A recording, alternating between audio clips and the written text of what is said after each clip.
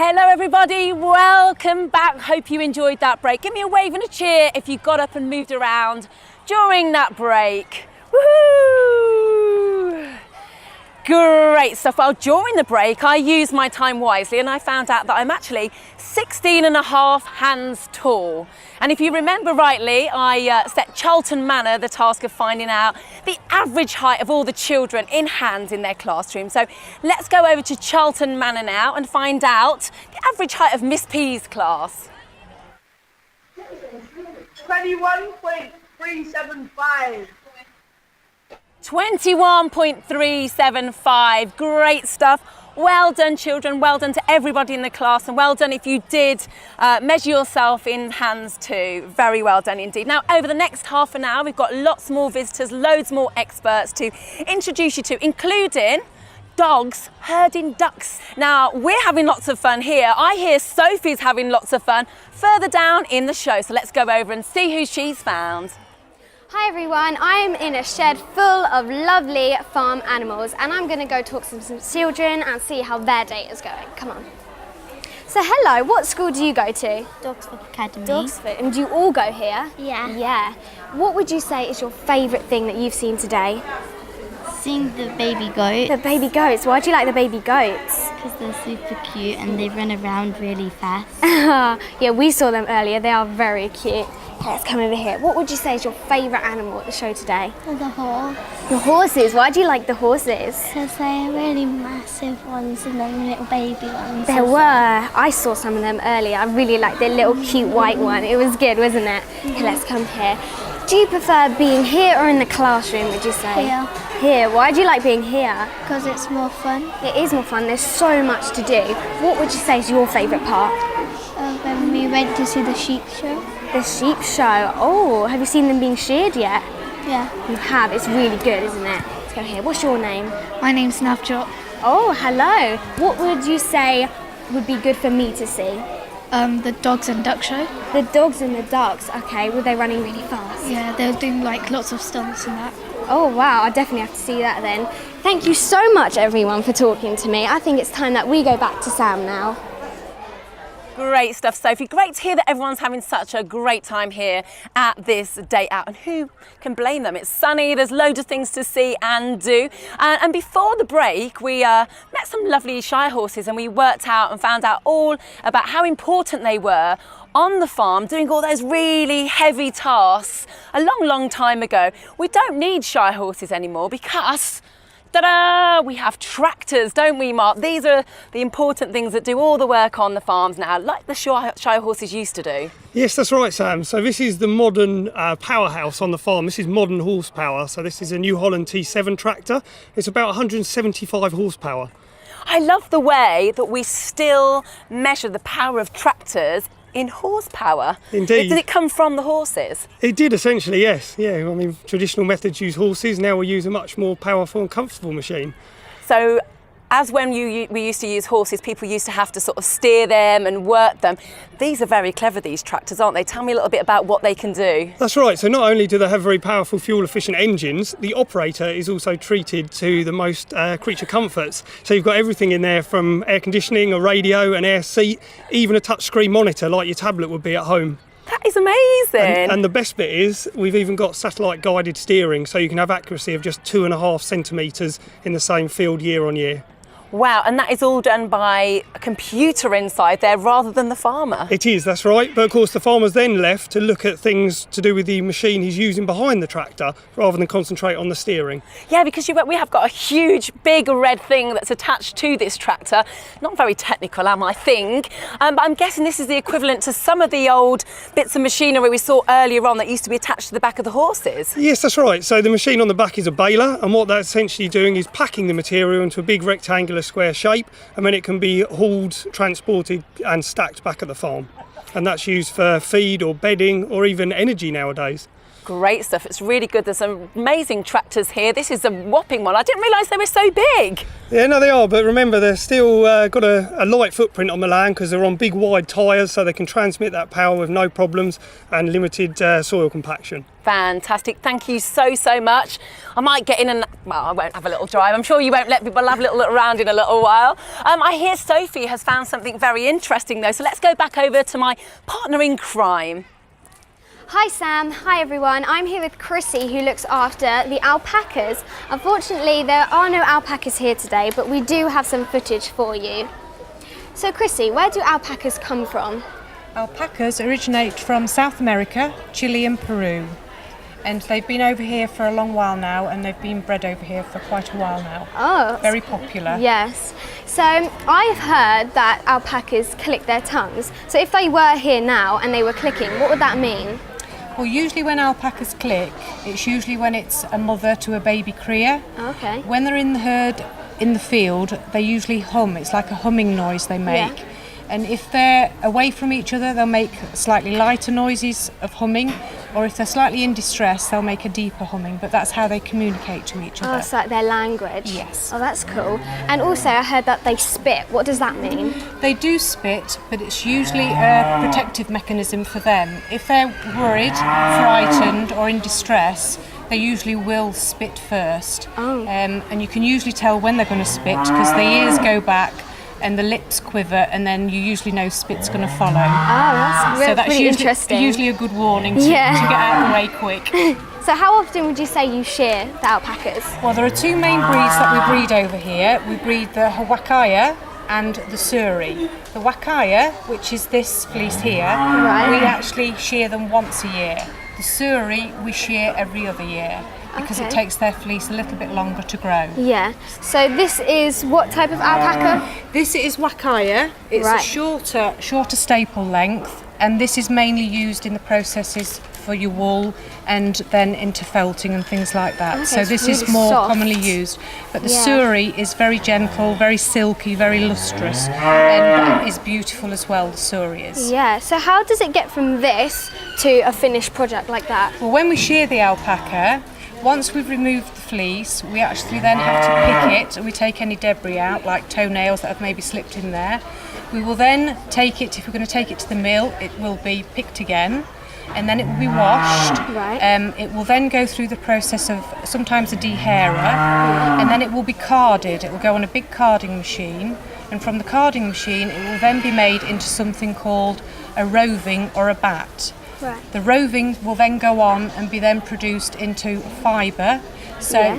your yarn for your wool, so you can have it made into different weights of wool, and then from that you can knit and you can crochet. Oh wow, that's really interesting. So there's quite a lot of steps then. There's lots you can do. It's fantastic for felting with as well. You can actually use it on something called a peg loom, where you can make rugs. You can actually use it from being raw. Yeah. But it's a beautiful fibre, very lustrous, very really soft. and very hard wearing. It's actually a hollow fibre, so it therefore is very light but very warm. Okay. Do the alpacas mind being sheared? They don't mind too much because in this sort of weather, when it's really warm, they do need to get their heavy coats off. Okay, I think it's time that we go back to Sam now. Fabulous stuff, great work, Sophie. Alpacas, I love them. We're going to have wool coming out of our ears now because I am joined by Warren, and Warren has got this amazing fleece with him. Warren, how many sheep did this come from? Just the one, Sam.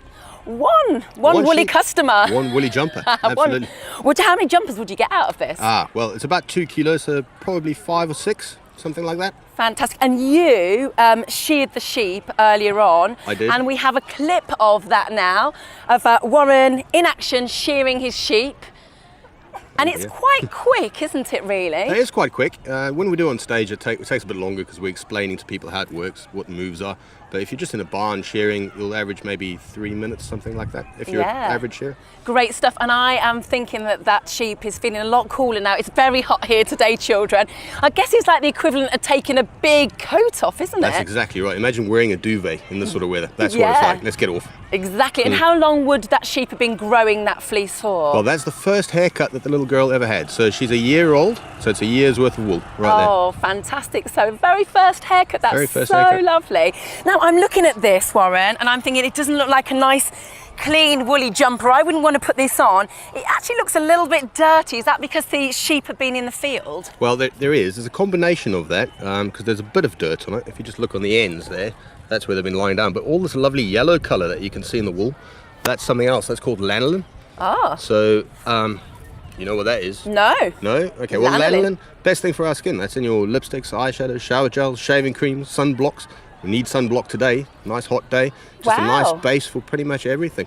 Wow, that is amazing. I didn't realise that all that sort of stuff came from a sheep. Waterproofing for the sheep.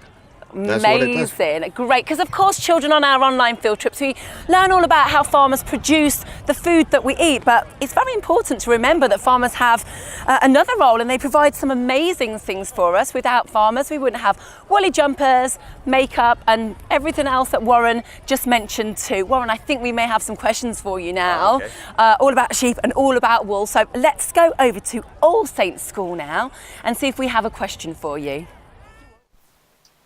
Hi, my name is Lila, and my question is, what is the average amount of wool a lamb can grow before being sheared for the first time? That's a great question. So Lila would like to know, what's the average amount of wool that a lamb can grow before it's sheared for the first time? The average amount, that depends on the breed, but let's just be general, about 2 kilos worth. So it all depends on how thick the wool is, but it could be anything from kind of that thickness to almost that thickness and weigh about the same. So about 2 kilos worth. It's a Okay. lot of wool. Is this about 2 kilos That is. here, Warren? That So is. that's about That's it. about right, yeah. Fantastic. For I a hope year that answered your question. Let's get one more question. Let's go to Moorside Primary now. Hi, my name is Joseph. My question is, how long does it take for the wool to grow back again? Question. So Warren, how long does it take for the wool to grow back once you've sheared the sheep? Well, it's an interesting one. To get to a fleece that big, it's about a year. But to get to a level of wool that it's the only thing a sheep needs is about an inch, and she'll grow that back in about 2 weeks. Wow, So very quick. 2 weeks' time, she's got all the wool she needs to handle any weather that the climate can throw at it. Yeah. But it takes about a year to get to that length. Wow, So- fantastic. But how do you get this, Warren, to wool that we would knit with? I mean, that looks nothing like a ball of wool. Okay, well, it's quite simple, really. In this wool, it consists of something called a wool staple. So if I pull one of these out here, just like so you can see the length of the wool. We'll just split it up a little bit. And then what you do is you spin it. So you literally put it in a machine, or you can even do this at home with a potato and a pencil. Just attach it, spin the potato, and it literally does just spin, like so. And then you land up with a bit of wool. Now, it's got little microscopic hooks on it, which means that you can just keep adding the next bit on and spinning it together. And that will land up being a nice long length of wool as we know it. Wow, nature is incredible, It's isn't it? very clever, very clever. Can't beat it, really. Very clever. Well, should we do a bit of knitting, Warren? You any good at knitting? No, I think I'll leave that for my granny. Great stuff. Let's head over to Sophie now, see what she's found. Hi everyone, I'm here with the Shy Horses, and this is Steve, who is a farrier. So Steve, what actually is a farrier? A farrier is a person who shoes horses, not to be muddled up with a blacksmith. Blacksmiths make gates and railings and things like that. Although years ago, a blacksmith shop was in the middle of the village and they would have done everything. But a farrier just shoes horses and nothing else. So there's a difference there. So there is a big difference. Okay, Yeah. so why do the horses need to wear shoes? Good question. There's three main reasons: protection, Yeah. correction and grip. So the foot itself is a bit like your fingernails, but they're walking on. So obviously they would wear away on the hard roads and Yeah. things. So we put a shoe on to protect that. They also, like if you were playing football or hockey, you would have shoes with studs and things in to stop you slipping. Yeah. So they have shoes the to stop same them thing. slipping.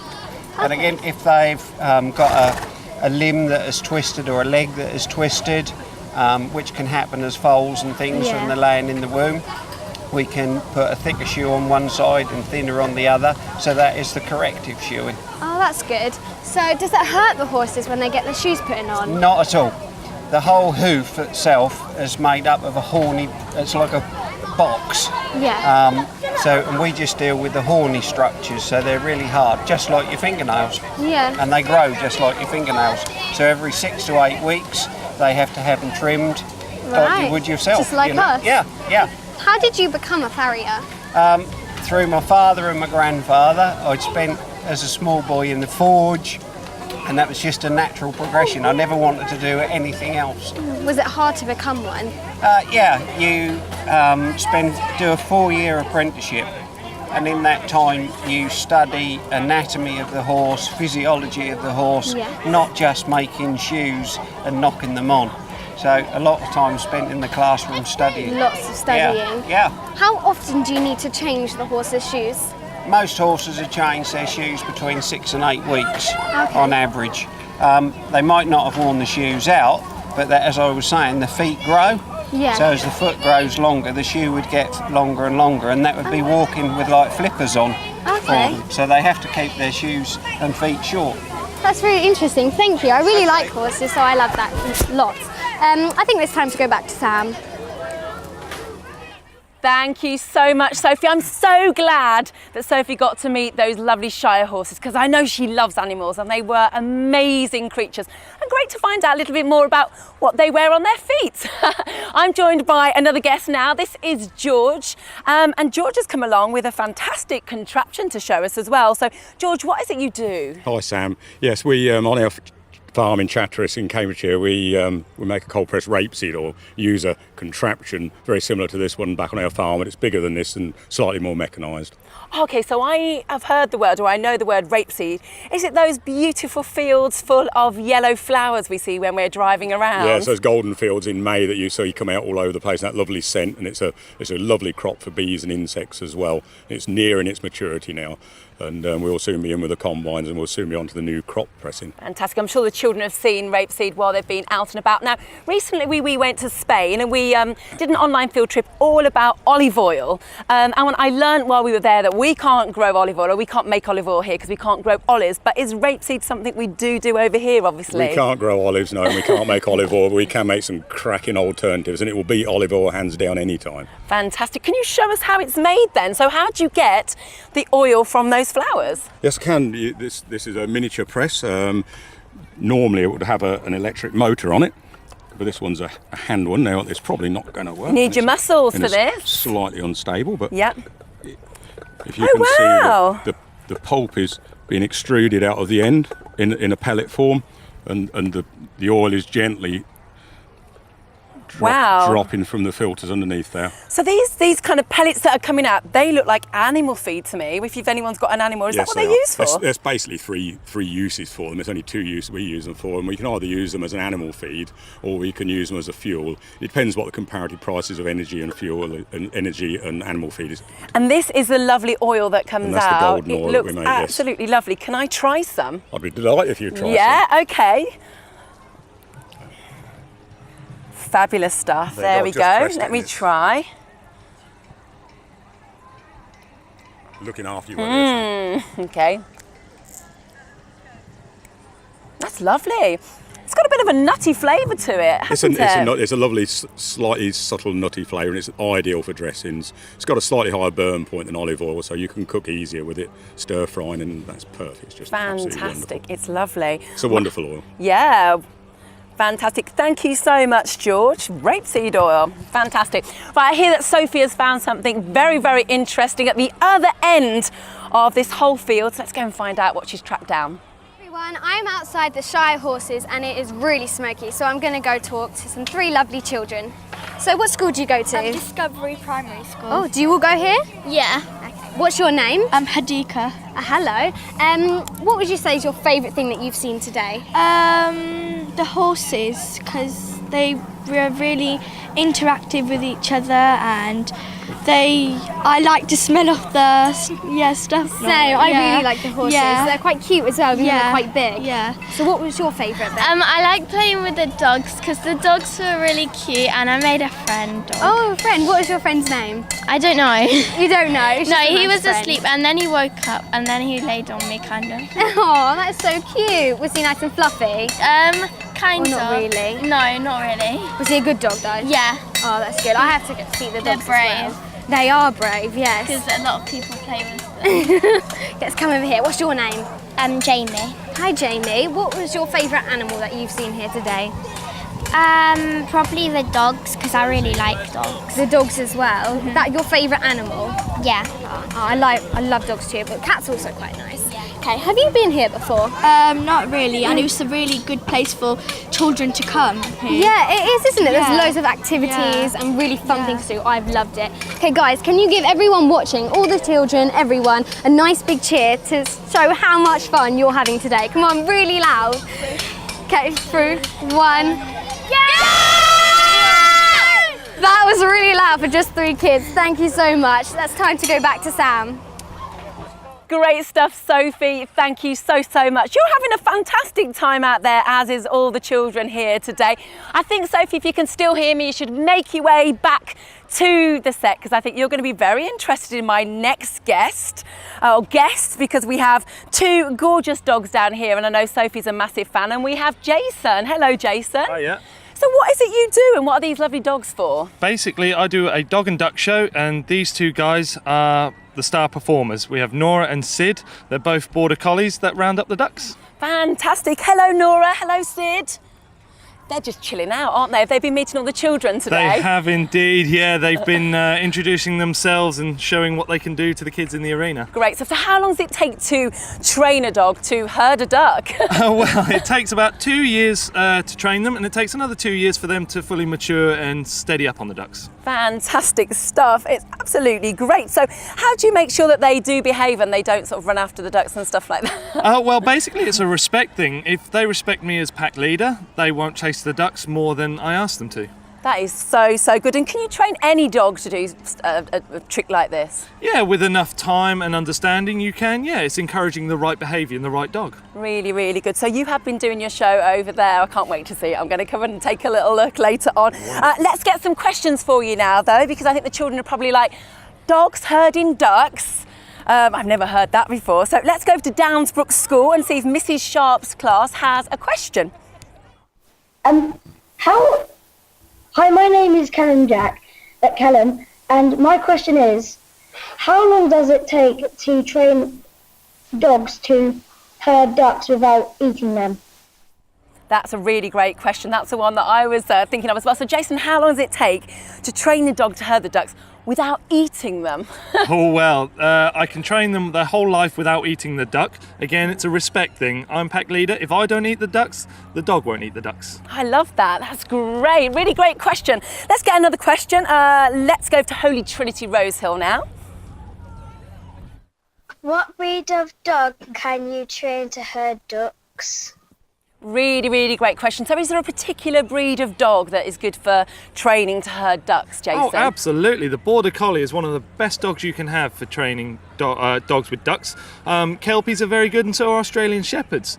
Can I have a go? Can I have a little go at trying to get them to do something? Absolutely. So which one shall I? You'll choose Nora. Nora? Nora. Nora.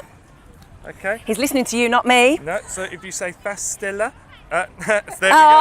Nora. Huh? Nora. Okay. Nora. Fastilla. Fastilla. Now I've got the power, not Fastilla. Yay! Well done. Jason, I think that was more you than me, but I will take it. I will absolutely take it. That's so good. Have you got any advice for some of the children that may have a dog as a pet at home for maybe training them? Absolutely. If the children at home want to train their dog, learn the language of the dog, understand the dog, don't force your language onto the dog. Take time and patience. Make sure the dog is calm and you're confident with it, and you can get your dog to do anything. Fantastic. Can you get your dog to do anything? I can make my dog walk on her hind legs. Can we see? Of course you can. Okay? Okay. Nora, Harp, come here. Come on. There we go. Good girl. There we go. Nora, Fastilla.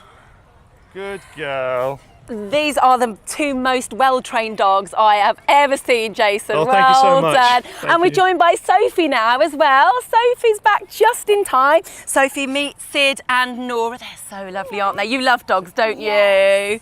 Come on. You've been doing a great job, Sophie. While you're stroking the dogs, can you just tell me what your favourite thing has been about today? I really liked the birds of prey because there was so much to learn about them. Great stuff. I think my favourite part actually, Jason, not just because you're here, is meeting your wonderful dogs. Oh, thank you so much. Well, I put a lot of time and effort into them, so they're nice and calm, and I'm so happy you like them. You don't want one of them to come home with me? You'll have to ask my wife first. Oh no, okay. I'll have to get my own dog and train it. Yes, absolutely. But thank you for the tips, and thank you so much, children, for watching today. We're almost running out of time. We've just got enough time to come to each of you to find out what you have enjoyed the most about today. So let's go to All Saints School in Barry to find out what Miss Webb's class has enjoyed the most about today. Hi, my name is Maisie. My favourite part was measuring each other using hands. Fabulous stuff. So All Saints School have really enjoyed measuring themselves in hands. Great work, children. Let's go to Moorside Primary now and see if Mrs. Powell's class can tell us what they've enjoyed the most today. Hi, my name is Sadie. My favourite part today was seeing Freddie the horse.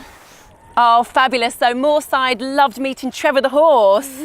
Fantastic stuff. Let's go over to Downsbrook School now and see if Mrs. Sharps have had a really good time today watching us. Hello, my name is Ebony. I have learned that there is no difference between the health of goat's milk or cow's milk. I have also learned that you can make 5 or 6 jumpers from one sheep. Fantastic. So Downsbrook School have really enjoyed learning all about the sheep, how they're sheared and how you can make about 5 or 6 jumpers out of the sheep. Great stuff. Let's go over to Holy Trinity Rosehill now and see what Mr. Waller's class has enjoyed the most today. I've really enjoyed today's online field trip, and I have also enjoyed learning about what foods come from which animals. Fantastic. So Mr. Waller's class enjoyed learning about how what food comes from all the different animals we've seen here today. Great learning. Thank you all for watching and learning with us today, children. We hope you've enjoyed the day here in Peterborough. I know we all have. It's been absolutely great, and thank you so much to everybody who has watched and learned along with us on all the online field trips that we have done throughout the course of the year. Thank you for taking part. We'll be back in the autumn with some more food adventures, starting with a show all about earthy root vegetables on the 17th of September. So we'll see you then.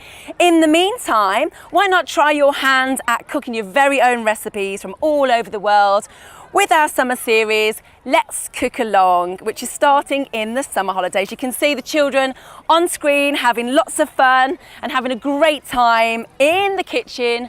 So why not join in? That's it from us here at this amazing day out. Thank you so much for watching us. Have a great summer, and we'll see you in the autumn. Bye. Bye.